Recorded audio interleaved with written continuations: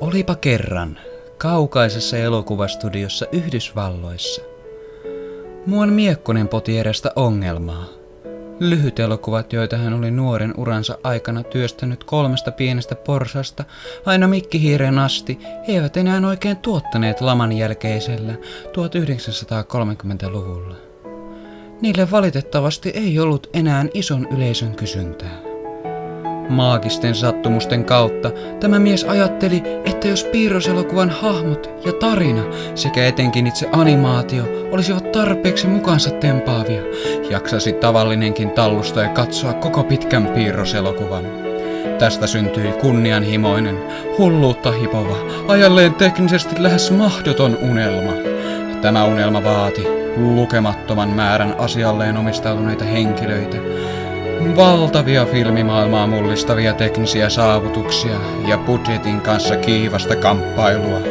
Tämä unelma lopulta järisytti silloista maailmaa mestariteoksen muodosta, jollaista ei oltu koskaan aiemmin nähty, ja jonka vaikutukset yltävät tähänkin päivään asti.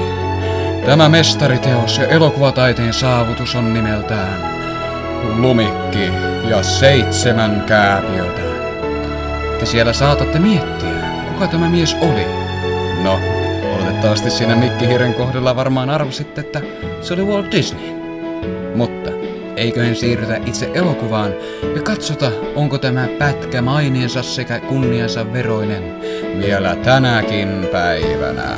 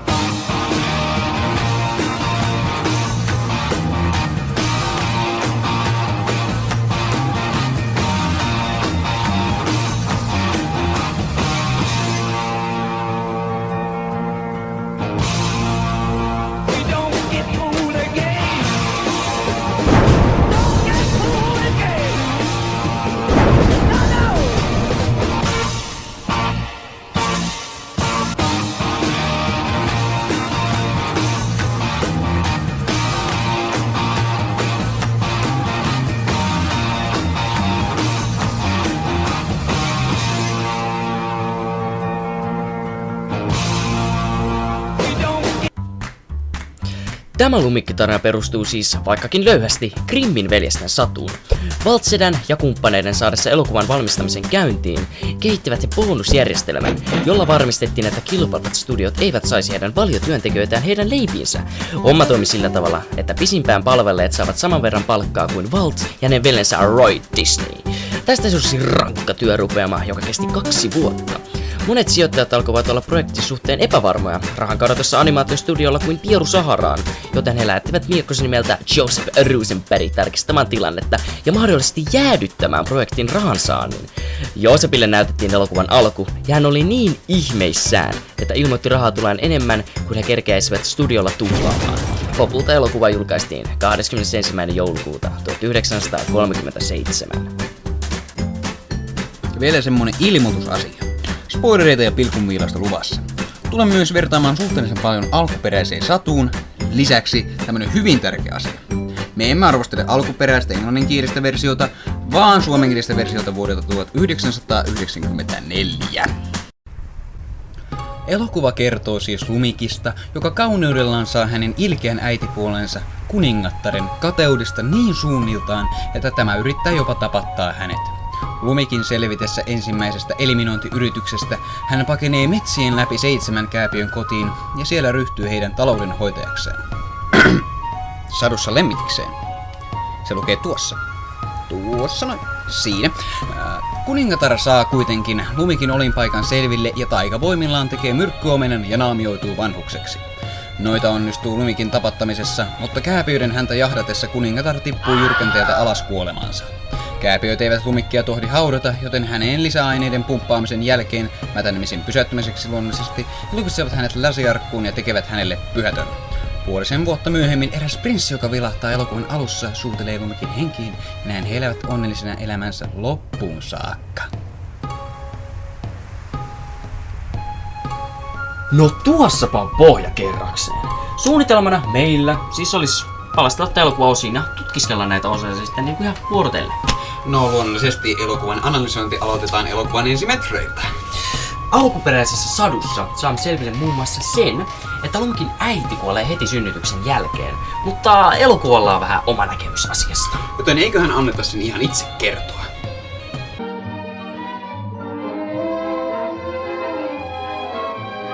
Olipa kerran ihastuttava prinsessa nimeltään Lumikki. Hänen turhamainen ja paha äitipuolensa, kuningatar, pelkäsi Lumikin kasvavan kauniimmaksi kuin hän itse, joten hän puki prinsessan ryysyihin ja pakotti tämän kyökkipiian töihin. Joka päivä kuningatar kysyi taikapeililtä: kerro, kerro kuvastin, ken on maassa kaunehin. Niin kauan kuin peili vastasi, sinä olet maassa kaunehin, oli Lumikki turvassa kuningattaren julmalta kateudelta. Kuinka paljon tuosta puuttuu katsolle tärkeää ja tarinaa selventävää informaatiota? Kyllähän tuo on yksinkertaistettua ja ehkä sillä tavalla jokseenkin helpotettua tekstiä katsojalle, mutta ei se nyt olisi todellisuudessa kauheasti vienyt pois. Päinvastoin, se olisi antanut tarinalle lisää paikoin tarvittua sisältöä. No, seuraavaksi onkin vuorosta metsän rakastuminen, johon jo viittasimme tuossa juonitiivistelmässä. Joten jospa näytämme koko kohtauksen, jos vuosisadan rakkaustarina saa alkunsa. Okei. Elikkäs tässä kohtauksessa selitetään, miksi prinssi lähtee puoleksi vuodeksi etsimään Lumikkia palvelijoiden kera. Ja jotkut sanovat, että me miehet olemme epätoivoisia. Elikkä elokuvan yksi pääponteista on tämä rakastuminen, mutta vaikka ajat olivatkin toiset, niin kyllä tästä jotain puuttuu. Nimittäin pohja. Toisaalta meillä on 2 teoriaa, minkä takia rakastuminen saattoi onnistua. Hyvät naiset ja herrat, seuraavaksi vuorossa tohtori Hartikainen. Hei. Heipä hei teille kaikille. Minä olen psykologian erityisammattilainen professori Hartikainen. Minä selitän tänään teille, minkä takia Lumikki rakastui niin hemskutin nopeasti.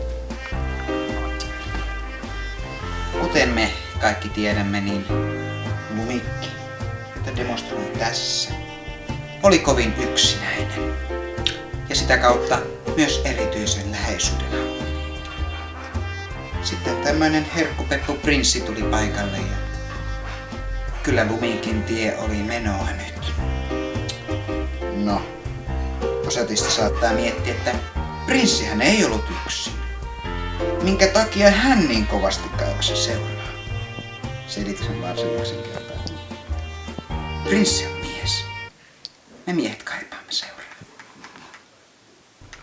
No ei keskitytä pelkkään negatiiviseen, sillä positiivisia puolia alussa on etenkin asioiden selkeys. Ensimmäisten minuuttien aikana saamme tietoamme esimerkiksi pahiksen, hänen motiivinsa, Lumikin herkän luonteen ja rakastumisen. Lisäksi selkini, että nyt se vaaran aika koittaa. Nyt se kuningatar lähtee hakemaan sitä Lumikin henkeä. Toisaalta vielä palatakseni negatiiviseen, niin alku on ehkä jopa liian nopeaan tahtiin etenevää sorttia.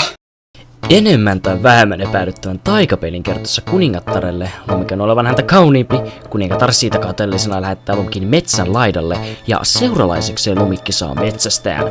Valitettavasti kuningatar on metsästään käskenyt nirhaamaan Lumikin ja todisteeksi tästä haluaa Lumikin sydämen. Viime hetkellä metsästäjä ei voi tehotyötään suorittaa inhimillisistä syistä, joten hän kehottaa tai suorastaan käskee Lumikkia pakenemaan kuningattaren vihaa metsään. Lumikki käy sanoista tekoihin ja mitään mainioin kohtaus saa alkunsa. Lumikin juostessa metsässä mielikuvitus ja jälleen uskomaton animaatio pääsee valloilleen. Lumikin tunnetilat otetaan metsän luolla mielikuvien kautta säväyttävästi esille ja kohtaukset jälkeensä joka katsoja vain hieman yli minuutissa. Todellisuudessa kaikki olikin Lumikin mielikuvitusta ja sitten hän törmää kasaan eläimiä ja sieltä seuraavan molemminpuolisen kiintymyksen seurauksena eläimet johdattuvat Lumikin laulun saattelemana 7 kääpiön taloon. Kääpiöiden talossa Lumikin naiselliset vaistot heräävät henkiin ja enempiä kyselemättä hän pakottaa metsänelämät mukaansa siivoustalkoisiin ja aloittaa järkyttävän kodin kunnostuksen. Lisäksi tästä lähtee aikas menevä siivousbiisi, joka jää soimaan päähän. Anteeksi siitä. Vain laulain työtäs tee on semmoinen viisu, jossa on hyvä sanoma, että ei niin epämieluisissakin hommissa pitää yrittää parhaansa ja pitää se pää pystyssä. Lisäksi biisiin ollaan hienosti piilotettu ajattomia hyviä sanomia, kuten että roskia ei saisi lakaista maton alle. Puhutaanpa hieman lauluista ja musiikeista yleensäkin. Musiikkielokuvassa on melkein kuin yksi hahmoista. Se on koko elokuvan ajan mukana ja reagoi sekä elävöittää jokaista kohtausta. Intensiivisessä tilanteessa tahti tiivistyy ja rennommissa tahti tasaantuu.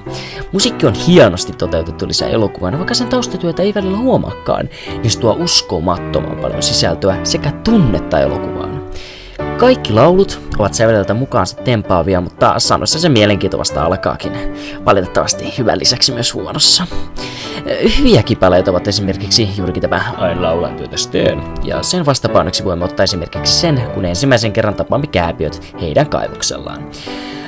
He ovat aloittelemassa työpäivän jälkeistä matkaa kotiinsa. Ensimmäisen biisin avulla saamme kääpiön edelmästä mukavan tiivistyksen, joka valitettavasti murskaantuu yhdellä repliikillä, jonka merkitys tekee liikin koko biisistä tarpeettoman. Enkä tiedä miksi me kaivetaan. Seuraavaksi kotimatka alkaa, ja vaikka matkan aikana uskomatonta animaatiota näytetäänkin, niin itse laulu, jota he matkan aikana hoilaavat, on kovinkin yksinkertainen ja merkityksetön.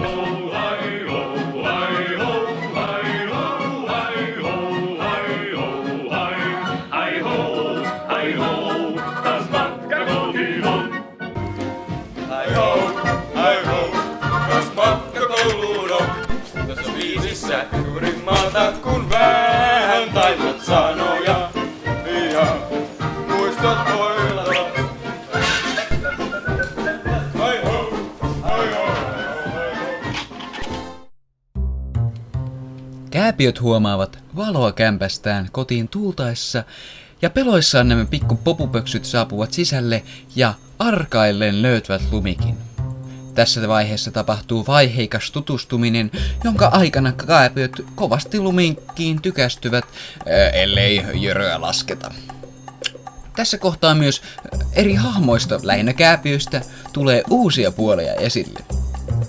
Tästä semmoisella aasinsillalla voimmekin siirtyä puhumaan hieman hahmoista. Valitettavasti hahmot ovat aika ajoin keskeneräisiä sekä aikaismoisen unohdettavia. Etenkin kääpiöistä vain 3 ovat olennaisia tarinalle ja muut jäävät unohduksen varjoon. Otetaanpa esimerkki. Olemme aivan varmoja, ettette osaa nimetä kaikkia heistä. Tässä yksi kääpiöistä. Nimetkääpäs hänet. Ei, hän ei ole nimeltään ponteva. Tai lihakas. Syömäkäs. Hän ei ole myöskään innokas.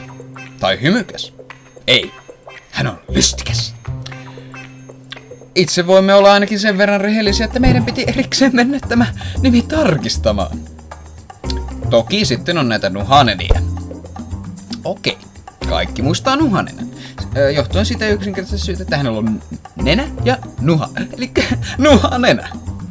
No, kertokaapas jotain muuta Nuhanenesta, mikä ei päde muihin kääpiöihin, joku erityispiirre. Jep. En tiedä minäkään. Ja toinen esimerkki tähän kategoriaan kuuluvista hahmoista on se punasteleva ja ujo kääpiö, joka on vetelät pöksyssä aina Lumikin lähellä. Mikäköhän hänen nimensä mahtoi ollakaan? Ei kun hetkinen. Senhän nimi on vaan Ujo. Koska no, se on aika ujo. No, kertokaapas hänestä jotain muuta persoonaa kuin ujous. Mutta kun sitäkään ei ole. Tähän porukkaan sopii myös Unelias, joka on unelias. Mutta hänen arvostustaan lisää semmonen sivuhahmo Kärpänen, joka hänen ympärillään pörrää, etenkin hänen nukkuessaan. Sitten on näitä decent hyviä hahmoja, kuten Viisas, joka on muita älykkäämpi, hieman ehkä änkyttää, mutta on myös kääpiöille selvä johtajahahmo ja vieläpä hyvä sellainen. Suorastaan loistava. Sitten on Vilkas, joka erottuu muista sillä tavalla, että hänellä ei ole partaa, eikä hän oikeastaan puhu, joka itse asiassa selitään sillä, että hän ei ole koskaan yrittänyt. No, lisäksi Vilkas on aika ilmiselvä comic relief, eli porukan pelle, mutta pidemmässä juoksussa se kyllä toimii. Hän on lisäksi ulkonäöllisesti ja luonteeltaan lapsekkaampi kuin muut kääpiöt. Tuossa oli nyt kasa erilaisia kääpiön kuvatuksia. Mutta niiden ylivoimainen kuningas ja elokuvahistorian yksi parhaimmista ja rehellisimmistä hahmoista tulee tässä. Hän ei ole mikään hemskutin juoksuas, joka juoksee, josta se nimi tulee. Ei, hän on persoonallista. Hän on Jere, meidän kesken Jere.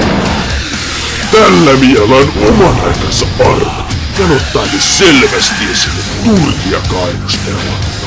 Hän on myös sitä mieltä, että ketään ei huolestele. Oli kyseessä sitten kuninkaan tytär tai ihan kuka tahansa. Pessimisti ei pety sanota sopii häneen kuin nyrkkisilmää. Lisäksi hän tarjoaa parasta hahmon kehitystä ja parhaita repliikkejä. Kun hän muistaa ottaa ne varauksilla ja ymmärtää, että elokuvan tekoaikana ajat olivat toiset.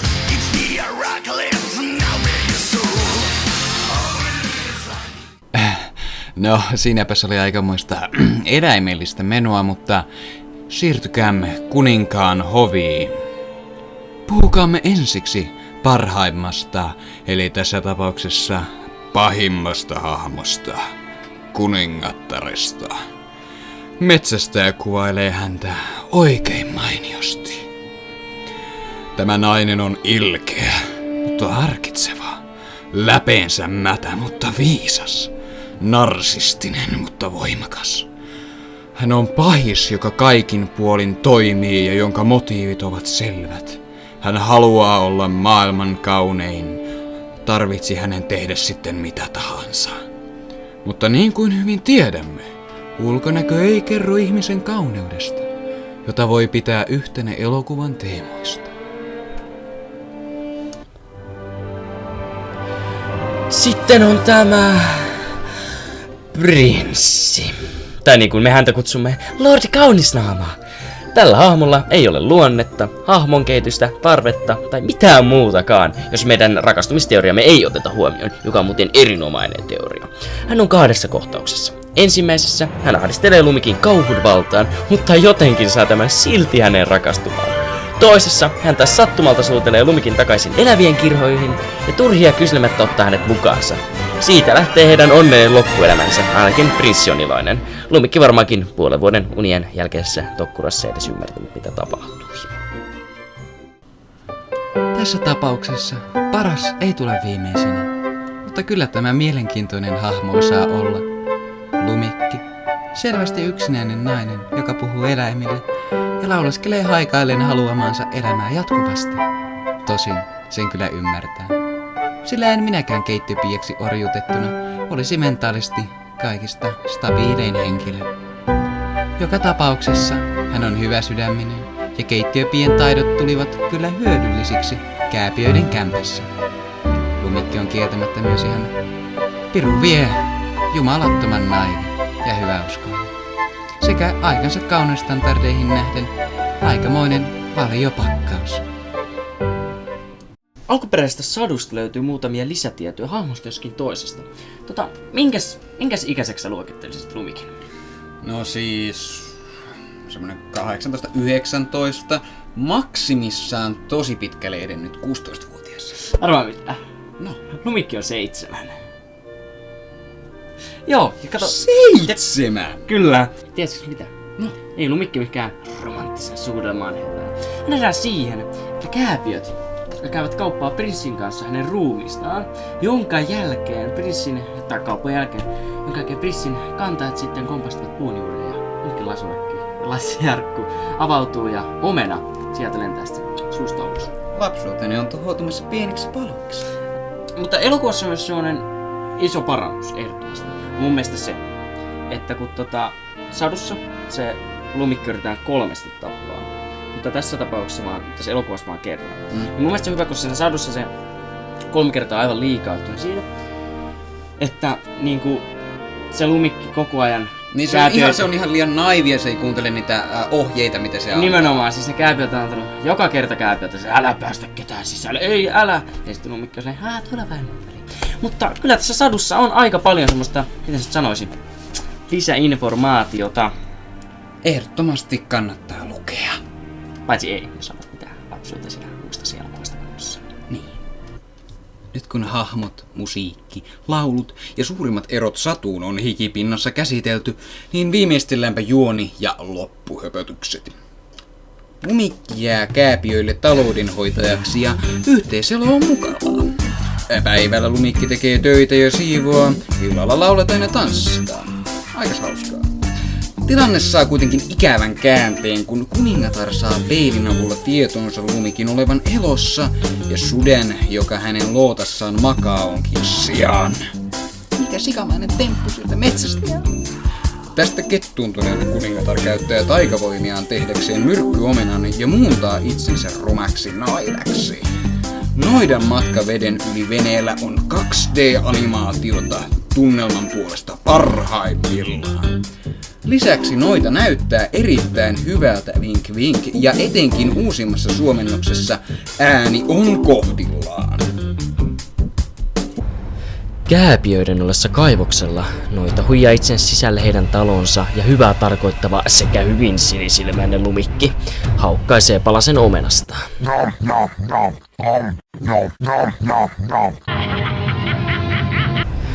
Tällä välin eläinystävät ovat onneksi havainneet vaaran ja hakeneet Kääpiöt apuun. Peuroilla ratsastavat Kääpiöt huomaavat noidan, joka heidän talonsa edessä nauraa ilkikurista nauruaan. Siitä seuraa mahtava takaajo, jossa tunnelma, musiikki, animaatio, hahmojen kehitys ja yksinkertaisesti kaikki on kohdallaan. Esimerkiksi Jörö, joka ennen ei ole Lumikista välittänyt, johtaa joukkoa kohti noitaa, joka on noussut kalliolle, jossa pakokeinojen puutteessa hän päättää liiskata Kääpiöt kiven alle. Mutta sääolosuhteet ovat häntä vastaan ja paha saa palkkansa salaman muodossa. Kääpiöt palaavat Lumikin luo ja huomaavat hänen kuolleen. Mutta koska hän on niin kaunis, he eivät tohdi haudata häntä, vaan teettävät lasiarkun, johon he laittavat hänet nukkumaan ikuista untaan. Vuoden aikojen vieriessä prinssi saapuu ratsunsa kanssa lasiarkun luokse, menee ja suutelee Lumikkia, ja kuin taikaiskusta Lumikki herää henkiin, ja he ratsastavat Lumikin näkemiin huutojen kaikuessa onnelliseen loppuelämäänsä. Ehkä antiklimaattisin loppu ikinä. Siis oikeesti. Tunnelma katkesi täysin, sillä koko ajan katsoja tiesi, että näin tulee tapahtumaan. Rakkauden ensisuudelma on ainoa parannuskeino, ja kenenköhän perään ollaan puolet elokuvasta haikailtu. Joten ei ole kovin suuri yllätys, että Lordi Kaunisnaama tulee ja sattumalta pelastaa päivän.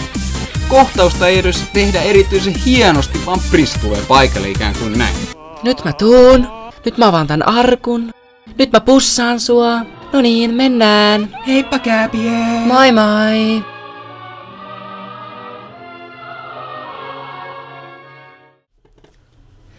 Myönnettäköön, on helppo olla kriittinen, on helppo ottaa esille negatiivisia asioita.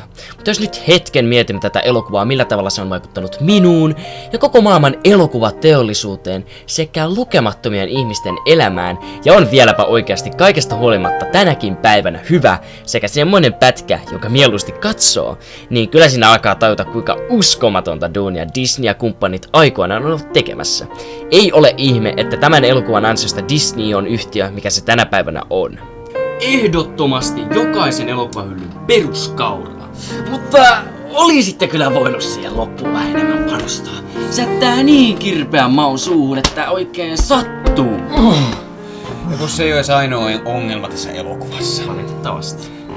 Esimerkiksi alku ja loppu on nopeita kuin pikajuoksijat, mutta keskikohdat ja etenkin Kääpiöiden kanssa vietetyt kohtaukset on hitaita kuin valuva siirappi. Se on sinänsä ymmärrettävää, sillä aikoinaan varmasti haluttiin näyttää ajalleen uutta animaatiota yleisölle, jota sitä ei ollut koskaan kokenut, mutta nykyään se on kyllä todella verkkaista. Ja suomiduppauskaan ei valitettavasti ole täydellinen. Esimerkiksi kääpiöitä ei usein erota toisistaan. Ei. Mutta loppujen lopuksi Lumikki ja 7 kääpiötä on niin omanlaisensa ja niin vaikutusvaltainen elokuva, ettei sen arviointi varsinkaan 1/10 järjestelmässä se olisi järkevää, saati sitten reilua. Ja siitä minä ja Sauli ja varmaan koko muukin porukka voi olla ihan samaa mieltä, että se todellakin ansaitsi sen Oscarinsa, sen erityisoskarinsa. Ja Lumikki ja 7 kääpiöt on vielä tänäkin päivänä erinomainen alkupohja animaatioelokuvalle ja tulee olemaan sitä vielä moneksi vuodeksi.